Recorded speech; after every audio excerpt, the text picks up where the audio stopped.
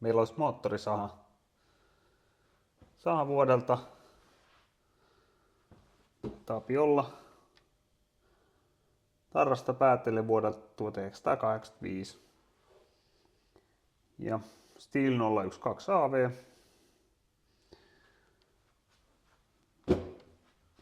Vanha kuin mikä, joskus ollut jopa 12 kuukauden takuukin. Mut joo, se miksi tää on tässä, niin tää käynnistyy kyllä, mutta tää ei pysy käynnissä kovin pitkään. Se sammuu käytännössä aika nopeasti saman tien. Ja epäilen, että tuo kaasaripuolella se vika on, että lähdetään katsoa sitä.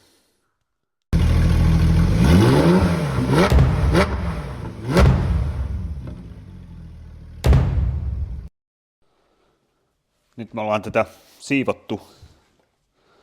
Tässähän tosiaan ilma tulee tuolta ja meillä on tuolla toi ilmansuodatin. Tää oli hyvin likainen, tää on nyt jo putsattu, tää oli aivan täynnä mömmöä, niin katsotaan. Musta tuntuu, että mun täytyy ensiksi kokeilla tätä ihan niin, että oliko tää vaan tukossa. Sehän olisi selitys sille, miksi se toimi niin, kun se toimi, eli se käynnistyi, mutta ei pysynyt käynnissä.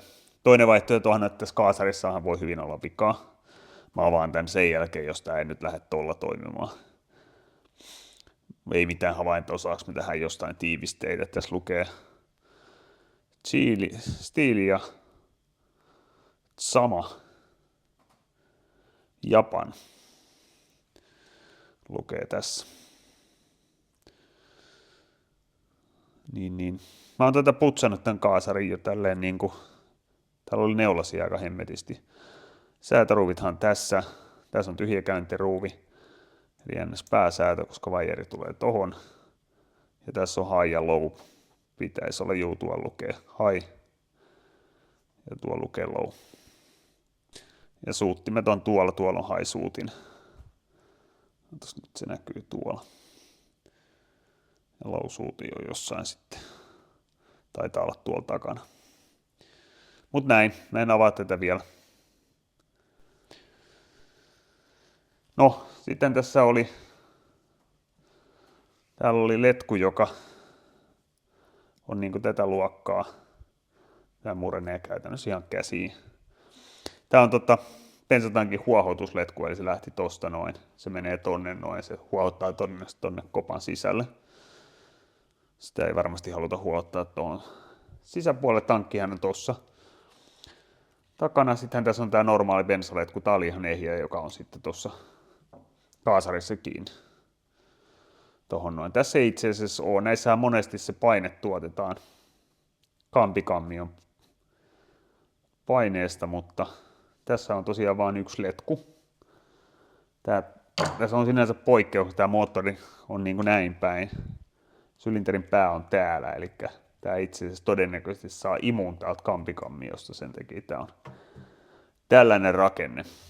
Tämä on vähän hassu rakenne suoraan sanottuna, että perinteiseen moottoriin, missä se kaasari on aina siellä sylinterin päässä, niin se on tässä kampikammiossa. Tämä näkyy sisällä noin. Näkyy kampiakseli. Ja sitten tämä vuotaa öljyä tietenkin. Korjaan bensaa, koska toi on auki. Mut joo, täällähän on sitten tuossa huoltiletkussahan on näitä tämmöisiä ruuveja. Tämmöisiä pieniä ruuveja, näitä yleensä 2 kappaletta. Mä en ole tästä löytänyt kuin yhden. Ja se meni sinne. Niin. Nämä on tosiaan estää bensan valumista. Joo. Sitten se oli tämmönen muovinen jalusta, jonka mä kanssa irrotin. Tää on siis kaasarin jalusta ja tää on tämmönen yksisuuntainen. Että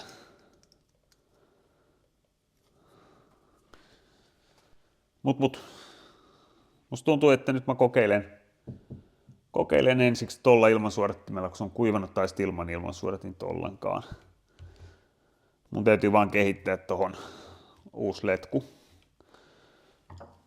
koska tää nyt on 1000 palassa tää letku, tää tankin huohotus. Niin mä kehitän nyt sellaisen ja testataan laitet sen jälkeen.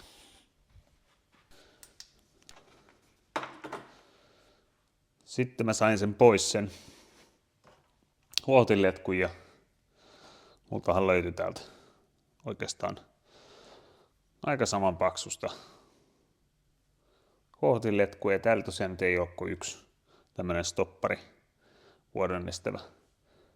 Se me pyöritään sinne sisään ja leikataan. Täällä oli toisessa päässä olikin täällä tämmönen tavallaan filtteri tolle huohottimelle. Tää oli tämmöisellä 80-luvun nippusiteellä vedetty tonne kiinni, eli käytännössä toi letkun pää tonne sisään, se tulee nippusiteellä tonne ympärille, tää tulee tämmöiseen pikkukoteloon tohon noin ja sit se menee tuolta se huohotinletku tonne. Eli kuten sanottu, niin se huohottaa tonne ketjukoteloon, mutta tämmöisen vaahtomuovin läpi. En tiedä, että oli kyllä aika tukossakin toi koko letku, et en tiedä sit kuinka hyvin se on huohottanut, mutta siellä oli aika paljon likaa sielläkin. Ja on vieläkin, mutta putsataan ne kohta. Sitten jatketaan, niin mä laitan ton huohottimen paikalle ja mä lyön ton kaasarin paikalle. Niin.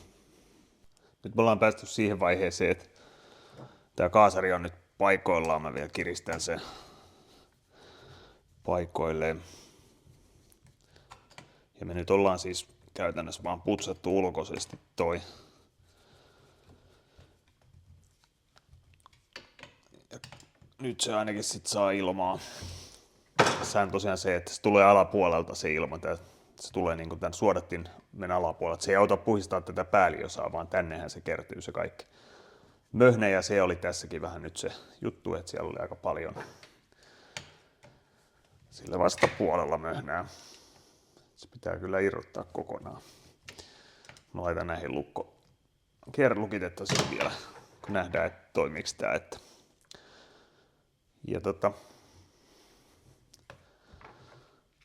nyt me oikeastaan lyödään tää kasaamaan. Tosiaan tonne laittanut nyt uuden ton huohotusletku. Bensaletku on vanha, mutta sieltä tulee kyllä bensaa ja hyvin, siinä ei ole mitään vikaa. Kaasuvaijeri on laitettu takaisin tonne. Ja tällä hetkellä ei ole koskettu asetuksiin. Se mitä me voitaisiin tehdä tässä yhteydessä, niin meillä on tosiaan noin high ja low ruuvit tuolla. Voitaisiin katsoa kuinka paljon ne on. Tuo tyhjäkäynti on nyt varmaan ihan jossakin, mutta sitähän nyt voi säätää ihan vapaasti, eli se on tuo ruuvi. Näkyyhän nämä kamerassa näkyy.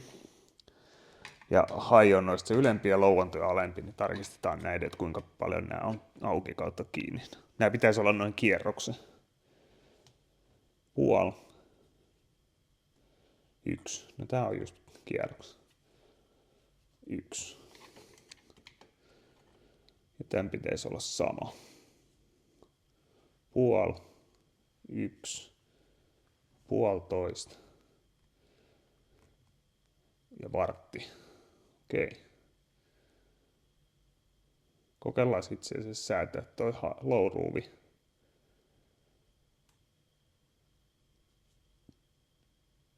Puoli. 1. Se oli itse asiassa enemmän auki. Jostakin syystä. Ja tähän tulee tämmönen kumijätkä vielä tähän perään. Se tulee itse asiassa näin päin. Ja täältä periaatteessa kai pystyy näitä säätämään näitä ruuveja. Mutta mä en nyt laita tätä vielä paikalleen, kun se vähän häiritsee tuossa.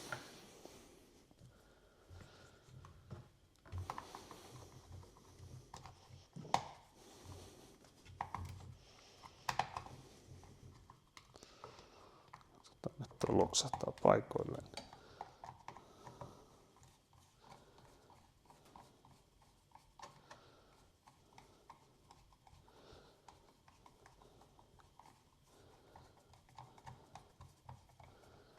Noin. Näin.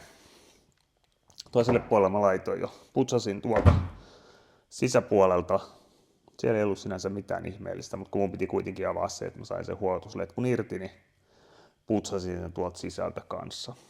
ja pintapuolisesti. Sitten lähdetään kokeilemaan tämän toimintaa.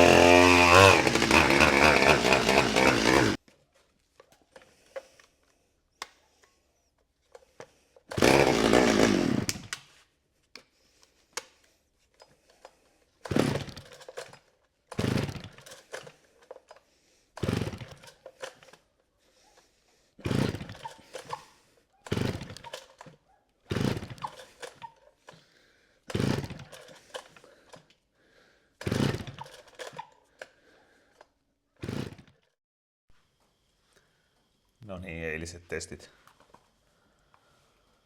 ei muuttanut tilannetta. Se käynnistyi jopa suht hyvin, mutta se ei pysy käynnissä. Eli sitten me lähdetään katsomaan perusasioita. Ennen kuin mä avaan ensimmäisenä kaasarin, mä katson ton tulpan. Se nyt on tietenkin asia, mikä olisi pitänyt tehdä normaalisti, koska ei ole mitään käsitystä, koska sitä on edes katsottu. Mä katson, miltä se tulppa näyttää. Kipinähän voisi olla 1. Sitten 3. on sitten se, että bensan saanti. Että se ei jostain syystä sitten kuitenkaan ime. Eli sitten olisi noiden kaasarin kalvojen sekä suuttimien tarkistus ja kaasarin putsaus. Mutta sitten tulee se, että saaks mä tuohon varausiin sitten enää. Mutta mitä hävittävää tässä on. Se ei käy. Sitten ehkä mä avaan ton kopan ja katon yleisesti ton lohko ja yritän ehkä katsoa tuolta näntää vähän miltä se näyttää sitten, että varmaan vähän kurkata endoskoopilla sinnekin. Eli sitten lähdetään tästä purkaa sitten. No niin, tulppa otettu irti. Kärkiväli oli 0,5. Tässä pitäisi olla 0,5. Tämä on itse asiassa vaihdettu lähiaikoina. Tulppa itsessään on hyvän näköinen, ei siinä mitään. Se on niinku sopivan märkäkin, mikä viittaisi siihen, että kaikki näyttää ihan hyvältä. Väri on hyvä, kärkiväli on hyvä, tulppa on todennäköisesti ehjä. Puolasta en osaa sanoa. Siinä on ainakin johto aika huonossa kunnossa ja toi on kyllä hapettunut tuolta sisältä toi metalli, että sitä voisi ehkä katsoa. Puristuspainet-testin otin, no niin, nyt se vuoti jo pois, mutta se oli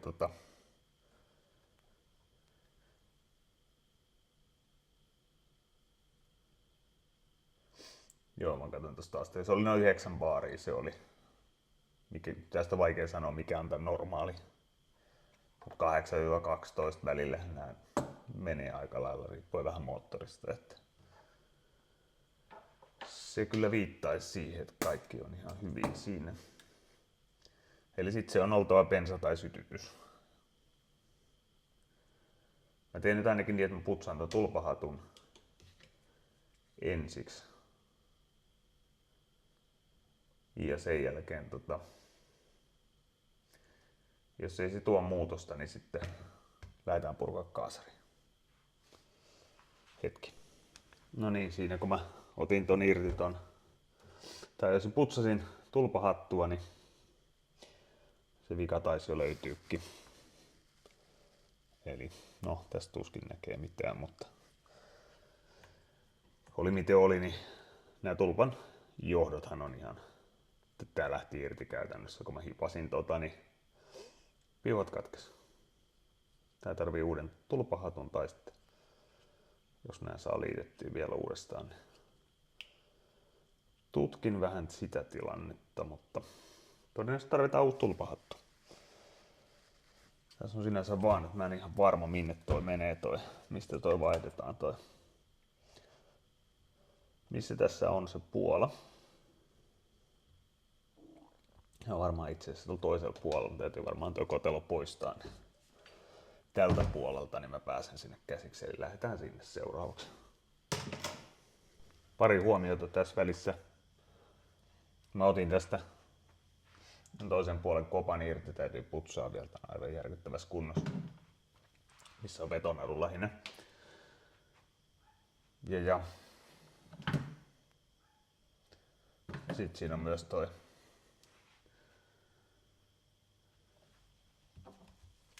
sammutuskytkin. Mut joo, täällä on siis todella paljon paskaa. Nää on löysää, mun täytyy nää kiristää, täytyy tuplamutskuilla vetää, toihan on ihan auki tuolta sama oli ton kanssa. Se ei oo kohdallaan, siksi tää on itse asiassa heilunut vähän turhan paljon tää koko kahva. Mut se nyt ei oo se juttu tässä. Mutta tuolla on pakosarjan pultit. Tän puolen pakosarjan pultti on ihan auki. Se ei pääse tippumaan tuolta kuitenkaan, koska se ei mahdu se pultti tuolta. Tulee muuten se olisi lähtenyt jo kävelee. Se mikä mun nyt jotenkin hassua, että täällä on Torx-pultit. Mä luulin, että Torx ei ole vuonna 1985 kehitettykään. Joo, tää on vähän vuotanut sen takia tänne kopan sisälle. Mä mietinkin, että miksi tää oli vuotaneen näköinen, mutta se on ton takia.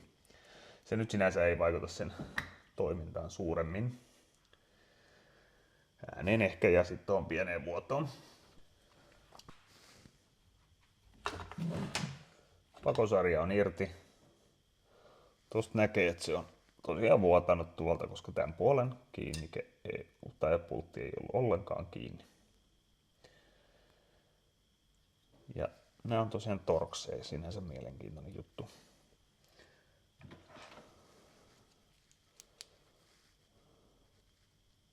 Olisiko joku vaihtanut, niin joskus ne on varmaan lähtenyt ennenkin irti. Tämä on alkuperäinen kuitenkin tämä kotelo. Sekin on hassu rakenne, että pulttimahdot tulee täältä pois, mikä vähän viittaa siitä, onko tuo alkuperäinen ollenkaan. Toki tämän kannen irrottamaan, mutta se on niin jämähtänyt, että me jaksaisi irrottaa sitä. Mutta joo, bensaa sinne tulee, koska tuo reunalla on, ja tuosta on valunut bensaa sitten tonne alapuolelle, eli se on niin kuin vuotaa.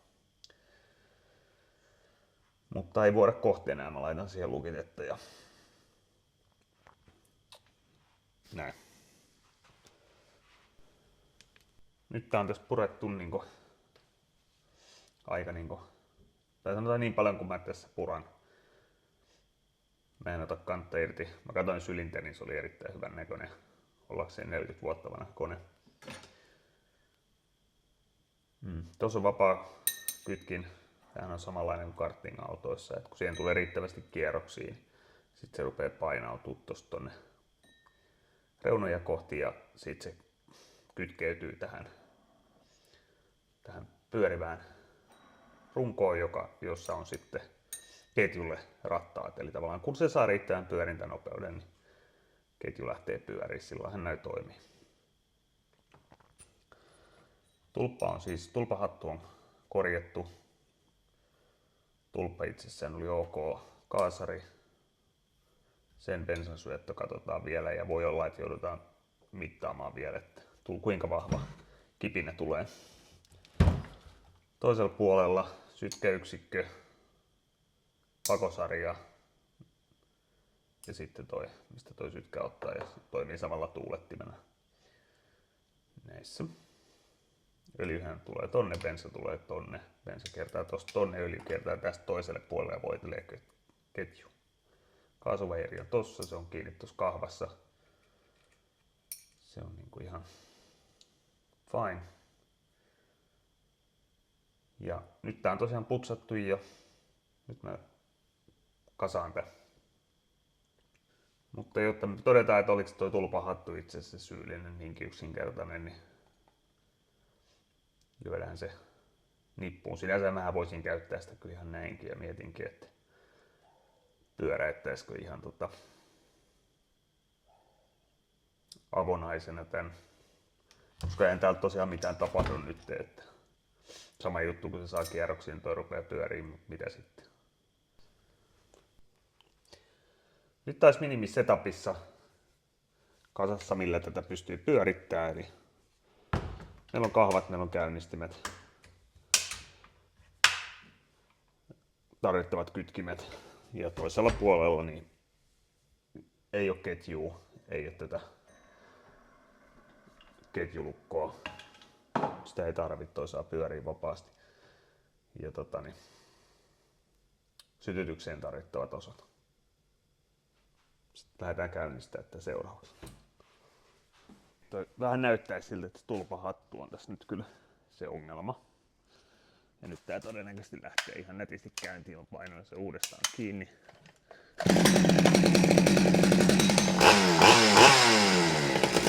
Lähteehän se.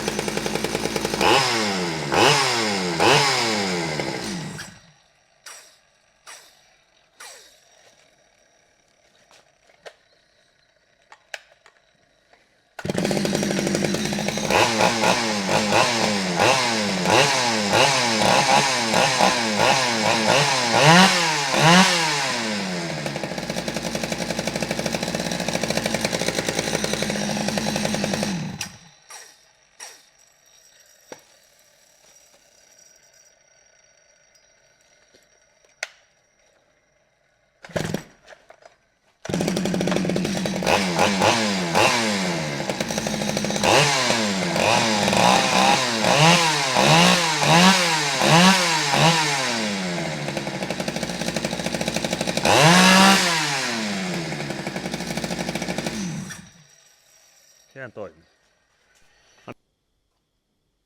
Kuten nähtiin, se nyt kävi hyvin. Eli vika oli hyvin yksinkertainen. Vika on tässä tulpahatussa.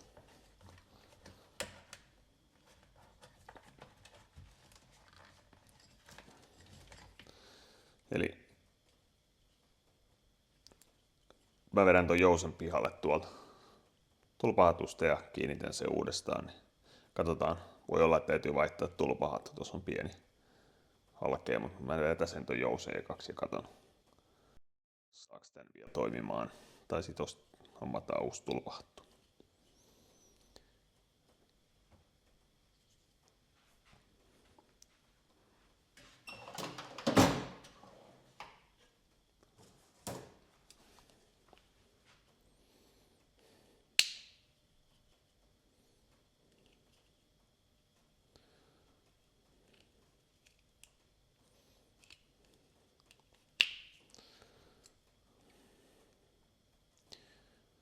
Kyllä tää nyt periaatteessa ihan toimivalta ainakin tää näyttää, että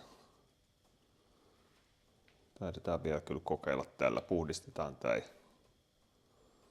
kiinnitetään uudestaan.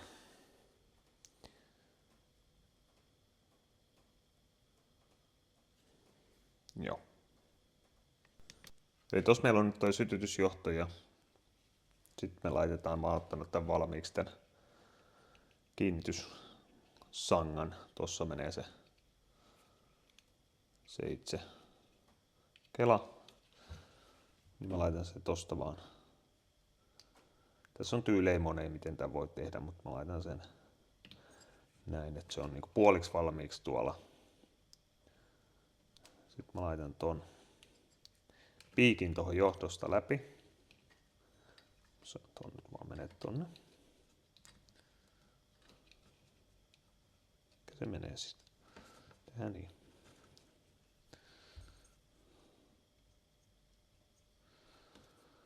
Noin.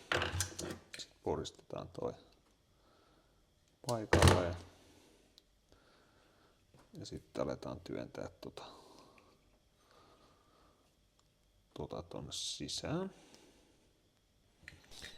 No niin, nyt mä oon painanut täältä sitä kelaa ja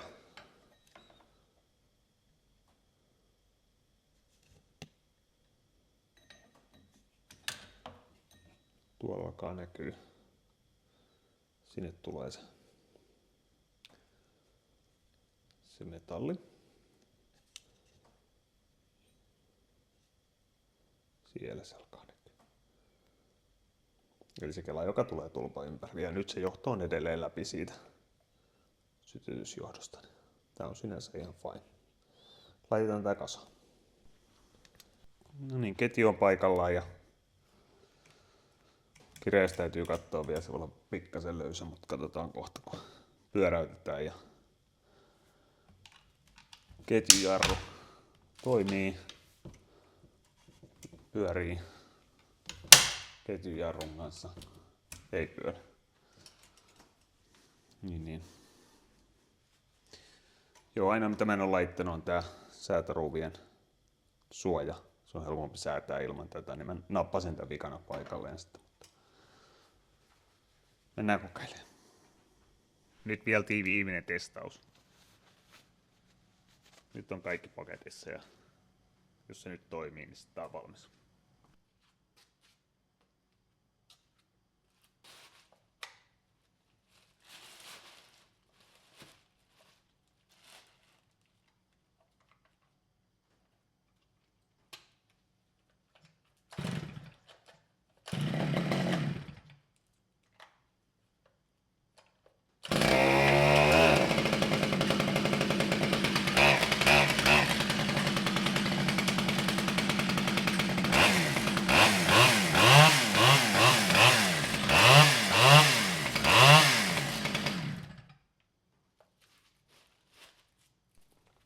Se oli semmonen moottorisahan tarina se. Tässähän purettiin tätä sahaa ihan turhan paljon siihen nähden, että toihan on ensimmäisiä asioita, mitkä pitäisi tarkistaa, on sytytystulppa, jonka mä osittain tiesinkin, että se on vaihdettu vähän aika sitten. Mutta tulpahattu olisi pitänyt tarkistaa, joo. Mutta sinänsähän toi oli omasta mielenkiinnosta ainakin, halusin joka tapauksessa räjäyttää sen koneen. Ja löytyyhän sieltä sitten pari pienempää ongelmakohtaa, joten ei se nyt hukkaan mennyt. Ne on hyvä yleensä katsoa sitten, kun alkaa tekemään niin vähän laajemmin. Mutta joo, hyvä konehan toi on. Ajattelee ikää 30-40 vuotta. Kuinka moni tämän päivän kiinalainen kone kestää 30-40 vuotta? Ei kovin moni. Toi on kevyt. Ei tietenkään tehokkaammasta päästä. Ja myöskään toi terähän ei riitä isompiin puihin, mutta kyllä sillä tämmöinen perushommat tekee aika hyvin. Ja tässäkin tilanteessa olisi ihan turha ollut ostaa uutta konetta. Hintaa tuli jokunen euro nyt, koska mä tilasin tuohon uudet ilmansuodattimet. Ja yhden varalle, niin muutama euro sille tuli nyt hintaa, mutta konehan toimii aivan loistavasti. Käykääs tilaamassa kanava, jos tällaiset kiinnostaa. Ja autoaiheisia videoita tulee ja niiden virittelystä tulee ihan lähiaikoina. Ja käykää tilaa kanavaa ja tykkäämässä ihan vaan sen takia, että mä tiedän, että nämä ylipäänsä kiinnostaa nämä videot. Muuten mä teen sen vaan ilman kuvaamista. Mutta uskoisin, että kiinnostusta voisi olla. Mutta ei muuta kuin seuraaviin videoihin ja jatketaan. Moro!